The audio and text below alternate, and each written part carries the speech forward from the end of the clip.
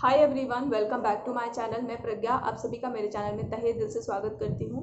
So guys, आज का video कोई भी ब्लॉग नहीं है, ना कोई मेकअप ट्यूटोरियल है और कुछ भी नहीं है। जस्ट आप लोग अगर मेरे रेगुलर सब्सक्राइबर है तो आपको पता होगा कि इस टाइम पे एक प्रॉब्लम है जिसका मैं सामना कर रही थी और मैंने सोचा था कि मैं आप लोगों के साथ में डिस्कस करूँगी और शेयर करूँगी, लेकिन बहुत सारी चीज़ें होने की वजह से मैं डिस्कस नहीं कर पा रही थी। बहुत कुछ मेरे माइंड में चल रहा था, लेकिन आज मैंने फाइनली ये डिसाइड किया कि नहीं, मैं अब आप लोगों के साथ में शेयर करूँगी कि एक्चुअल में बात क्या है और हुआ क्या है और मैं क्या सोच रही हूँ, मैं क्या करने वाली हूँ, और आप लोगों की राय भी इसमें मैं लेना चाहूँगी। ऐसा नहीं कि मेरा ही सारा डिसीजन होगा। बात करती हूँ प्रॉब्लम की कि प्रॉब्लम क्या है। मैं सीधे ही पॉइंट पे आती हूँ। 22 या 23, हाँ 23 जुलाई को 22 को हमको कुछ ऐसा एहसास हुआ कि मेरे हस्बैंड की जॉब जाने वाली है, और 23 को वो बात कंफर्म हो गई that my husband loss his job due to Covid की वजह से उनकी जॉब छूट गई और उनको जॉब से निकाल दिया गया। रीज़न उसका कोविड था कि कोविड है, और इस टाइम पे अगर सबसे ज़्यादा कोविड की वजह से सबसे ज़्यादा किसी प्रोफेशन पे अगर हार्म किया है किसी प्रोफेशन को, तो वो आपका टीचिंग प्रोफेशन है, क्योंकि बच्चों के एडमिशन्स नहीं हो रहे हैं और एडमिशन नहीं होने की वजह से फ़ीस नहीं आ रही है और टीचर्स को निकाला जा रहा है। अगर आप एक टीचर हैं, मैंने आई थिंक 80% टीचर्स अपनी जॉब से हाथ धो चुके हैं क्योंकि कोविड है। जो मेन सब्जेक्ट्स हैं लाइक फिजिक्स मैथ, उसमें भी एक एक टीचर्स को रखा गया है, बाकी टीचर्स को हटा दिया गया है कोविड की वजह से। तो we also lost our job because of Covid, and हमको ये नहीं बोला गया कि हम आपको मतलब निकाल ही दे रहे हैं। ये हुआ है कि जब न्यू बच्चे आएंगे, एडमिशन्स होंगे, तो हम आपको बुलाएंगे, लेकिन उसका कोई टाइम फिक्स नहीं है क्योंकि कोविड है, ये कब तक रहेगा इसका कोई भरोसा नहीं है। तो ये बात हमें 23 तारीख को पता चली और अचानक से पता चली। हमें बिल्कुल भी मेंटली प्रिपेयर नहीं थे कि ऐसा भी कुछ हो जाएगा। तो वो मेन रीज़न, इस वजह से मैं बहुत ज़्यादा परेशान थी। अब बहुत से लोगों को लगेगा कि ये इसमें क्या बड़ी बात है, कई लोगों की जॉब गई, आपकी चली गई तो क्या हो गया, इसमें इतनी बड़ी क्या बात है। गाइस, जब आपके परिवार में केवल एक व्यक्ति कमाने वाला हो और आपके पास कोई अलग से सोर्स ऑफ इनकम नहीं है और आपका फैमिली है, आपका बच्चा है, आप एक अनजान शहर में किराए का घर लेकर के रह रहे हो और अचानक से आपको पता चलता है कि आपकी जॉब नहीं रही, तो उस टाइम ऐसा लगता है कि जैसे दुनिया ना थम गई है। जब आपकी रिस्पॉन्सिबिलिटी आती है, आपका बच्चा आता है, तब आपको इस बात का एहसास होता है। और जब हमें पता चला तो हमें तो 3-4 दिन समझने में लगा कि एक्चुअल हुआ क्या। उसके बाद में हम यहाँ पर आजमगढ़ में इसलिए रुके हुए थे कि हमने बहुत सारी जॉब सर्च की। आपने ब्लॉग्स में देखा होगा, मैं आपसे बोलती थी कि मैं बाहर जा रही हूँ। हम जॉब ढूंढने ही जाते थे, कोई एक टीचिंग नहीं, हम नॉन टीचिंग के लिए भी तैयार थे। मेरे हस्बैंड का सब्जेक्ट फिजिकल एजुकेशन है, मेरा सब्जेक्ट फिजिक्स एंड मैथ्स है। हमने हर जगह ट्राई किया, हमने हर ऐप में ट्राई किया, हमने इंटरनेशनल जॉब्स भी ट्राई की, नेशनल भी जॉब्स ट्राई की, बट बिकॉज मेरे पास मेरा पासपोर्ट नहीं था, उसकी वजह से मुझे इंटरनेशनल जॉब नहीं मिल पाई, वरना मेरे लिए कॉल आई थी मालदीव से। मैंने अपने हस्बैंड के लिए भी वहाँ बात की तो उन्होंने कहा येस वैकेंसी है, बट आपके पास पासपोर्ट होना ज़रूरी है अगर आप इंटरनेशनल जॉब्स करना चाहते हो। बट हमारे पास पासपोर्ट नहीं था तो हम वो जॉब भी नहीं कर पाए। बांदा में आजमगढ़ में हमने बहुत सी जॉब सर्च की, हर स्कूल को ढूंढा, लेकिन हमें कहीं जॉब नहीं मिली। फिर हमने नॉन टीचिंग भी बहुत जगह बात किया, लेकिन अभी हमें कहीं भी सफलता नहीं मिली है। 22 या 23 तारीख को ये हुआ था और आज आई थिंक 7 या 8 तारीख है, अभी तक हमें कोई सफलता नहीं मिली। हम किराए का घर लेके रहते हैं, हमारे पास कोई सोर्स ऑफ इनकम नहीं था, हमारे पास केवल एक व्यक्ति कमाने वाला था और अचानक से उसकी नौकरी का जाना, मतलब कोई सोर्स ऑफ इनकम नहीं है। अब मतलब ऐसा आ गया कि अब मेरे को समझ नहीं आ रहा मैं करूं क्या, क्योंकि टीचिंग लाइन में जॉब मिलना इतना आसान अब नहीं है। एक जॉब को ढूंढने में मुझे 2 साल लगे थे, ये आजमगढ़ वाली जॉब ढूंढने में मुझे 2 साल लगे थे। जॉब जाना जितना आसान है, जॉब मिलना उतनी ही ज़्यादा मुश्किल है। और मुझे टेंशन खुद की नहीं, मुझे टेंशन मेरे बच्चे की है, या मैं उसको कैसे पालूंगी या मैं उसका कैसे करूँगी। हमारे पास एक तो ये रास्ता है कि हम घर चले जाएं और घर जा कर के रहें, या हमारे पास ये रास्ता है कि हम कुछ इस टाइम के को यूटिलाइज़ करके हम कुछ करें। तो मैंने जो सोचा था वो ये कि मैं किसी अच्छी सिटी से या किसी अच्छी जगह से जा कर के मैं मेकअप का एडवांस कोर्स कर लूँ और मैं पार्लर सीख लूँ। और अगर with in 3 month 4 month 6 month अगर हमारी जॉब नहीं लगती है तो फिर मैं अपना प्रोफेशन इसी में करके बांदा में अपना खुद का कोई प्रोफेशन चूज़ करूँ या मैं कहीं पर भी एक पार्लर खोल के डाल लूँ। लेकिन गाइज़ ये सब करना भी मेरे लिए आसान नहीं है, क्योंकि मेरा एक छोटा बच्चा है। अगर मैं बाहर सीखने जाती हूँ तो मुझे अपने बच्चे को घर पे ही छोड़ना पड़ेगा। अगर मैं अपनी लोकेलिटी की बात करूँ तो इसमें अच्छा दिल्ली है, गाज़ियाबाद है, नोएडा है, आप यहाँ पे जा सकते हैं। मेरे बांदा की अगर लोकेलिटी के आसपास की मैं बात करूँ, लेकिन वहाँ पे अभी कोविड चल रहा है। कोविड इतना ज़्यादा फैला हुआ है कि हर जगह कोविड है। लखनऊ मतलब मैं किसी भी सिटी में अगर जाने की कोशिश करूँ तो कोविड है।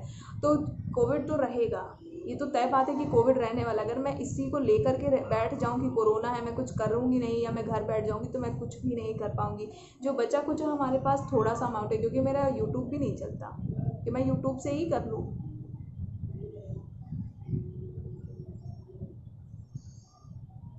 मैंने हर चीज़ ट्राई की, मैंने हर नौकरी ट्राई की, मैंने हर किसी से बात किया, लेकिन हेल्प मेरी कहीं से नहीं। मेरे लिए ये कहना बहुत मुश्किल है कि मैं पार्लर का कोर्स करने जाऊंगी अपने बच्चे को छोड़।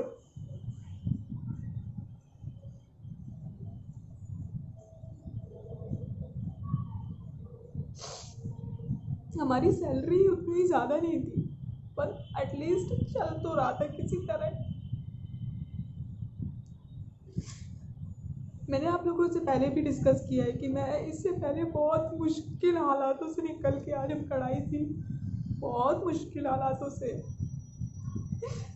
मैंने कभी यूट्यूब पे नहीं शेयर किया कि मैं किस जगह से निकल के आई हूँ या मैंने क्या क्या अपनी लाइफ में देखा है। सिर्फ 25 साल की उम्र में क्या क्या झेला है।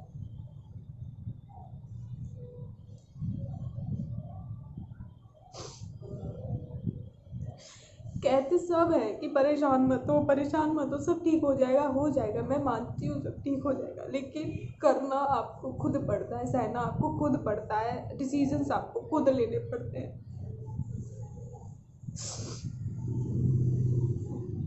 मैंने बहुत से लोग होंगे जिन्होंने अपनी जॉब्स छोड़ी है, छूट गई है, मेरी तरह बहुत से लोग होंगे।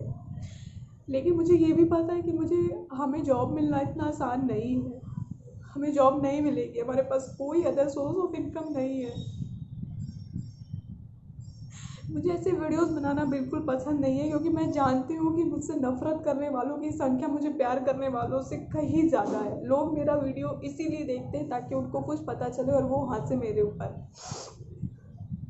मैं जब आजमगढ़ आई थी, आप यकीन नहीं मानोगे कि कैसे कैसे लोगों का व्यवहार मेरे प्रति चेंज हुआ था। कैसे कैसे लोगों ने, जिन्होंने मुझे हमेशा नीचे दिखाया, जिन्होंने हमेशा मेरे को लेट डाउन किया, जिन्होंने ये कहा कि सबसे बुरी लड़की, सबसे बुरी बहू, सबसे बुरी बीवी, सबसे बुरी माँ प्रज्ञा ही है, उनके मुंह में ताला लगा था जब मेरे हस्बैंड की यहाँ जॉब लगी थी।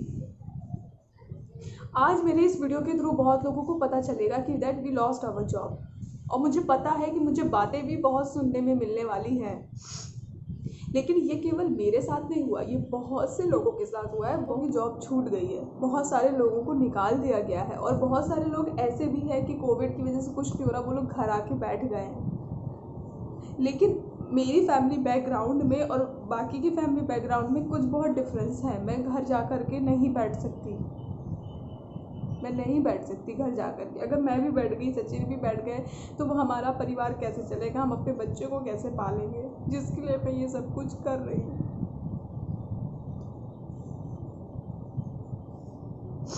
Financial condition social media platform पे नहीं बता सकते, मैं भी नहीं बता सकती, लेकिन मैं सोशल मीडिया पे हूँ। मैं यहाँ से अगर कहीं भी जाती हूँ, बांदा जाती हूँ, कहीं भी जाती हूँ, आप लोगों को पता चल ही जाएगा कि इन्होंने शिफ्ट किया है, क्यों शिफ्ट किया है, सबको इतनी समझ है। इसीलिए मेरे को ये वीडियो बनाना और बताना आप लोगों को ज़रूरी था। That we lost our job. कुछ सुनने में मिलेगा कि बहुत उससे गई थी, देखो जॉब चली गई, इनकी नौकरी चली गई, अरे ये कुछ नहीं कर सकते हैं, और देखो आ गए ना, घर लौट के आ गए ना। ये सब मुझे बहुत सुनने में मिलेगा।